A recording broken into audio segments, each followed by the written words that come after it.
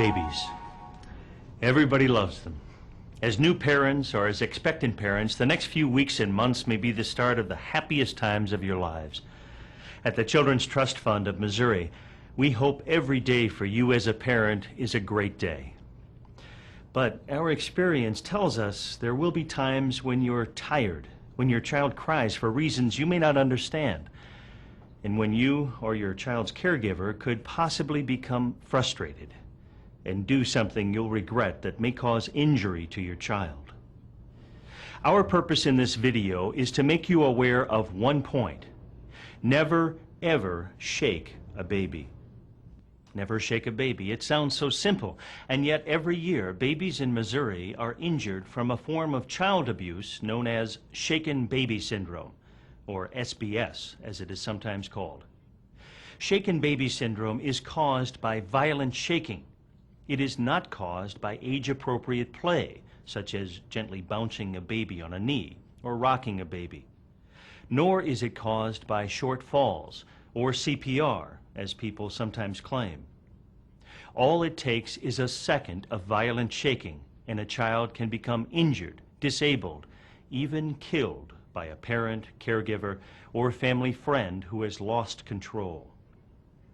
Because many SBS cases go undetected, it's impossible to estimate how many incidents there are of shaken baby syndrome each year. While most cases involve infants, any young child can become a victim. For the most part, though, people are unaware of the dangers of SBS and don't realize the consequences that shaking can cause. But the effects are profound. About 30% of children die from those kinds of injuries. Another 30 to 50% are left with very significant neurological damage, mental retardation, learning disorders, blindness, various kinds of seizure disorders. When a baby is shaken, what you need to understand is that a baby or even a child up to about the age of 5, these are not just small adults. They're different developmentally and anatomically. For example, in a baby, the head, relatively compared to an adult, is very large and very heavy. It's supported on a neck that the muscles are not yet developed, so it's a weak neck. When we have people that shake babies, for example, there's a very violent movement of the head. Anytime you accelerate the head and then you abruptly cause the head to stop, the brain can begin to move in a way that is damaging. And the movement causes tearing of blood vessels. So it causes bleeding inside of the head. It actually tears the substance of the brain. We had both our daughters, Morgan and Kelsey. Morgan was a year and three quarters, and Kelsey was just 7.5 weeks old when we dropped her off. Kelsey was colicky anyway, so she did cry a lot, and the child care provider knew that. I picked them up. Karen came home, and she had called me to come out into the living room because Kelsey had started having seizures. I was changing her diaper, and she didn't move. I tried to suction her nose. I tried to do anything to arouse her, and she wouldn't wake up. So I took her into the hospital, and after he did the retinal scan, he knew that she had been shook. And he asked me then right away if I knew what shaken baby syndrome was, and I didn't. And I asked him why, and he had said that, basically her blood vessels behind her right eye were totally crushed, and blood was all up to the eye, and on her left eye the blood was all up to there too, and that somebody had shaken her. Sadly, shaken baby syndrome occurs in families of all races, incomes, and educational levels. The problem is everywhere and can happen at any time. Perhaps you're thinking, who would do this to a child?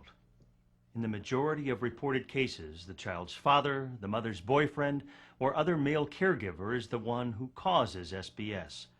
In other cases, either the child care provider or the mother is responsible.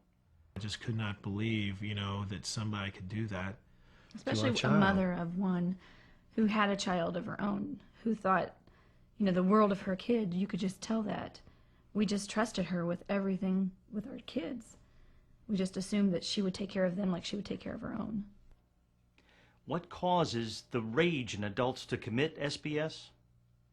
The main stimulus that causes the rage that results in a baby being shaken is that the baby is crying.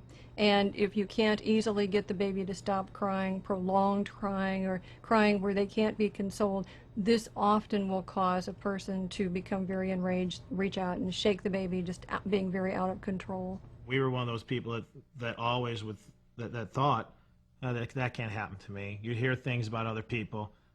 That doesn't, yeah, that's not going to happen to us. You know, we're immune from those things. Well, nobody's immune. Most experts believe that no one gets up in the morning planning to shake a baby. But the person responsible for the child loses control, even if only for a few seconds. Imagine this scene. You're exhausted. The baby won't stop crying. Your frustration and anger are increasing. What do? We dramatized this situation in the following television commercial. It's okay to beat a pillow. It's okay to punch a wall. It's okay to slam a door. But it's never okay to shake a baby. You could cause deafness, blindness, brain damage, even death by shaking a baby.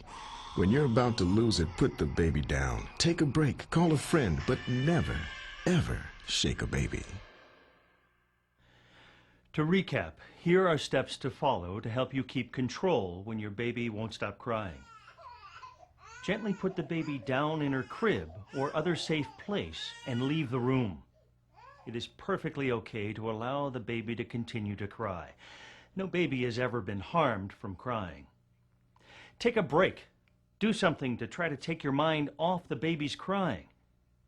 As long as she's in a safe place, step away from the situation. Watch TV, listen to music, anything you can do to reduce your anger and settle your nerves. Call a friend, family member, or parents' helpline. This is especially important. Speak with anyone who can provide help and support. It is far better to wake someone up than to lose control of your emotions with your baby. And remember, the baby isn't crying to make you mad. Crying is normal and is one way a baby communicates. If you're returning to work or just going out for a few hours, there will be times when someone else will be caring for your baby. There are some points you should discuss with caregivers. Here is Mike and Karen McGinnis. I think one of the most important things that a child care provider needs to know is that you never, ever, ever shake a baby under any circumstances. The other thing is to always let them know where they can reach you.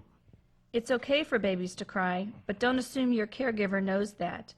Give them permission to call you anytime they feel frustrated or angry. And of course, never leave your child with anyone you feel could anger easily or who demonstrates disregard for children. This is your child, and it's the most special gift in the world. And never take anything for granted.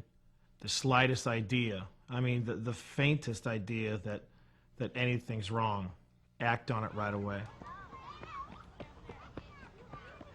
We hope your child grows up happy and healthy. But we know that parenting can be stressful.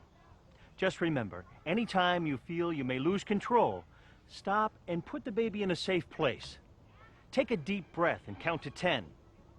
If you need to, take a longer time out and let your baby cry for a while. Call someone close to you for support. Call your pediatrician or family doctor. There may be a medical reason why your child is crying. You can prevent shaken baby syndrome by taking these steps.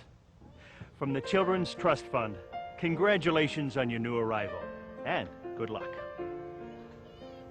The Children's Trust Fund is Missouri's foundation for the prevention of child abuse. For more information regarding shaken baby syndrome, please contact Children's Trust Fund of Missouri by visiting our website at www.ctf4kids.org or call us at 573-751-5147.